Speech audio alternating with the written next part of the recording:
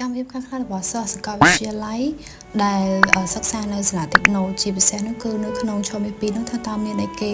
កើតឡើងខ្លះក៏ដូចជារៀនមេរៀនអីចឹងដូចដែលអ្នកទាំងអស់គ្នាដឹងថាសាលាតិចណូឆ្នាំមូលដ្ឋានគឺរៀនលីឡំគ្នាទាំងអស់បានន័យថាគ្រប់មុខដូចនេះផ្ទាល់គឺជាគំនូបែប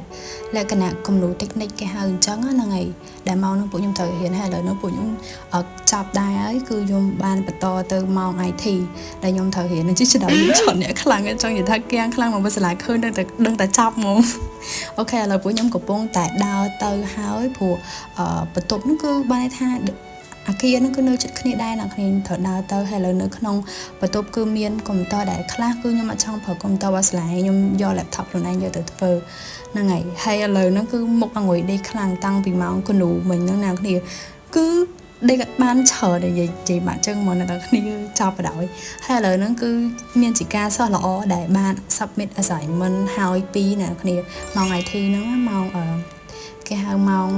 តៃពេហើយឥឡូវហ្នឹងគឺចាប់ម៉ោង IT ក៏ខ្ញុំដើរទៅញ៉ាំអីដែលគឺញ៉ាំអីហ្នឹងគឺនៅកង់ទៀនចិត្តហ្នឹងដែរនៅគ្នាគឺថ្ងៃហ្នឹងអត់ចង់ញ៉ាំបាយព្រោះព្រឹកមិនញ៉ាំបាយហើយអញ្ចឹងថ្ងៃហ្នឹងចង់ញ៉ាំនំបញ្ចុកស្លខ្មែរឆ្ងាញ់ហ្មងអ្នកគ្នាអាចសាកមកសាលាតិចណូបានហើយអានេះគឺបន្ទាប់ពីនំបញ្ចុកគឺមានការញ៉ាំ passion cream ដែលឥឡូវខ្ញុំនិយាយច្រើនពេកគឺបងគាត់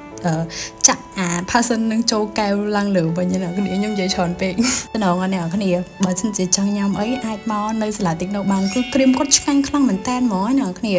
ឡូវហ្នឹងគឺទៅតទៀតដែលពួករៀនមួយសិស្សច្បងតែសិស្សច្បងថ្ងៃហ្នឹងអត់រៀនអញ្ចឹងខ្ញុំទៅសាលហើយលោកគ្រូ